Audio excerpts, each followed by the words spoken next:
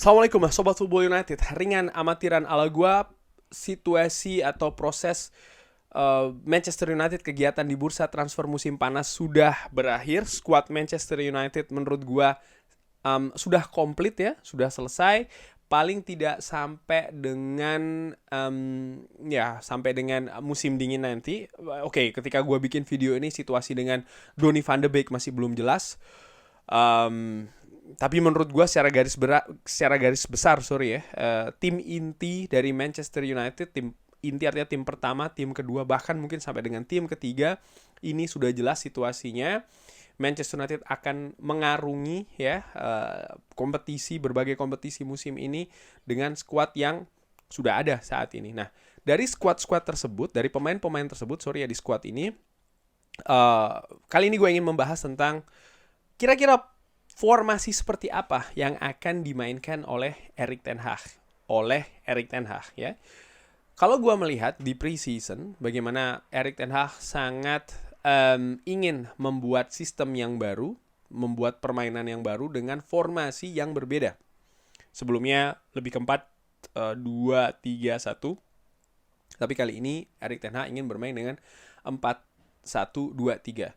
Kekurangan dari implementasi formasi ini di pertandingan Manchester United menurut gua ada dua. Nomor satu adalah bagaimana kesepahaman, terutama jarak di lini tengah sebagai sentral dari permainan.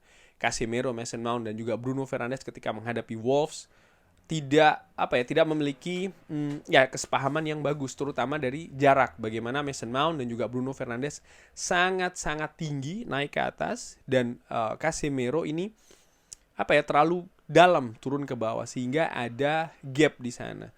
Pemain-pemain lain yang juga beroperasi di atas lapangan menurut gua belum secara optimal bisa memerankan perannya masing-masing ya di sistem ini. Tapi gua berpikir bukan tidak mungkin Erik ten Hag walaupun di beberapa pertandingan terakhir merubah ke 4-2-3-1 lagi, tapi bukan tidak mungkin akan memakai lagi nih formasi ini ya, 4-1-2-3, terutama di pertandingan-pertandingan mendatang. Karena kalau melihat Manchester United juga sudah mendatangkan contoh nih seperti kayak Sofyan Amrabat yang disebut juga bisa mengisi ya di permainan dengan sistem 4-1-2-3. Dari situ gua melihat ya dan gua prediksi, gua perkirakan secara ringan amatiran, nampaknya ini dia formasi dengan para pemainnya di Manchester United dengan formasi 4-1-2-3. Di lini belakang jelas ada Andre Onana dengan Altay Bayindir sebagai backupnya.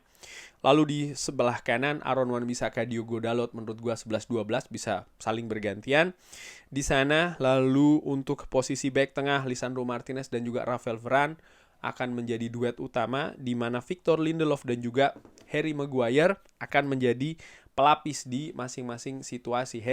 Khusus untuk Harry Maguire, pemain yang gagal cabut dari Manchester United musim ini, gua harapkan bisa berperforma lebih bagus.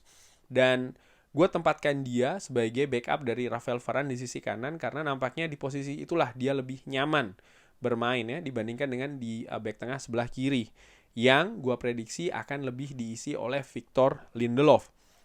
Luke Shaw di back kiri sebagai pemain utama di sana akan dilapisi oleh Tyrell Malacia. Casemiro, nah ini yang menarik nih, trio lini tengah ya, dimulai dari Casemiro, gue perkirakan akan ada di situ dengan backupnya seorang Kobbie Mainoo. Pemain muda ini bermain luar biasa di preseason ya, dan nampaknya akan menjadi pemain muda yang diorbitkan musim ini oleh Erik ten Hag, salah satunya, jika tidak yang utama ya, pemain muda yang diorbitkan musim ini. Lalu di sebelah kanan posisi double nomor 8 ada Bruno Fernandes, mungkin akan bergantian dengan Mason Mount. Sementara di kiri, gue prediksi akan ada Sofyan Amrabat yang mungkin dengan seorang Christian Eriksen. Tapi yang menarik adalah untuk posisi triangle ini, pemainnya sangat fluid, kalau menurut gue sangat cair. Terutama pemain seperti Mason Mount, seperti Christian Eriksen, maupun juga Sofyan Amrabat. Dimana Sofyan Amrabat menurut gue juga punya kapasitas bermain di posisi nomor 6, posisinya Casemiro. Lalu Casemiro sebenarnya juga bisa bermain di agak tinggi ya di posisi nomor 8. Mason Mount bisa bergeser juga ke posisi nomor 8 sebelah kiri. Christian Eriksen bisa ditempatkan di 3 posisi tersebut menurut gue secara ringan amatiran. Jadi secara secara posisi akan sangat cair sekali nih ya posisi di lini tengah. Dan Trisula lini depan, Rasmus Højlund di tengah dengan pelapisnya seorang Anthony Martial, di kiri Marcus Rashford dengan Alejandro Garnacho, dan di kanan gue belum tahu nih ada situasi dengan Anthony seperti apa ya, tapi kalau seandainya situasinya baik-baik saja katakanlah demikian, dia akan jadi pilihan utama dengan pelapisnya seorang Facundo Pellistri. Posisi ini gue melihat ya belum aman, ada 2 tempat yang dalam tanda kutip lemah. Nomor 1 adalah gue melihat di posisi lini belakang, Ravel Varane. Kalau Ravel cedera, pengganti Harry Maguire, gue kurang yakin. Jujur aja nih, gue kurang yakin dia bisa sesolid gitu loh, dia bisa tampil solid. Ada Johnny Evans, tapi sama juga menurut gue. Pemain ini punya pengalaman bagus ya, tapi apakah dia bisa melapis dengan kualitas sama baiknya? Oke, Lindelof juga bisa mengisi di sana. Tapi ketika Lindelof mengisi di kanan, Lisandro Martinez ada kenapa?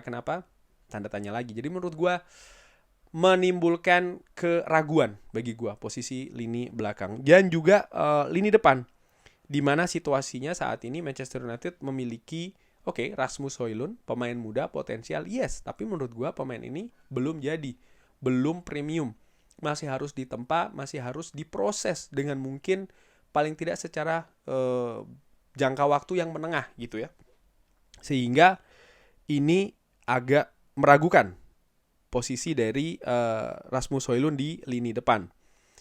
Nah, untuk posisi pemain ketiga ya untuk Manchester United, menurut gua ada beberapa nama di sana ya yang bisa mengisi pemain lapis ketiga, di mana ada Scott McTominay, lalu ada Jadon Sancho, ada Amad Diallo, Sergio Reguilon, Johnny Evans, dan juga Hannibal Mejbri. Ini gue tempatkan sebagai posisi ketiga.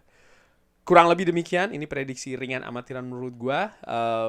Kesepahaman masih harus dibangun, kerjasama juga iya, terutama dalam mengimplementasikan sistem permainan 4-1-2-3 dari Erik ten Hag. Bagaimana menurut Sobat Football United? Ada pendapat mengenai hal tersebut? Bisa drop di kolom komen. Terima kasih sudah menyaksikan. Jangan lupa like, subscribe. Wassalamualaikum warahmatullahi wabarakatuh.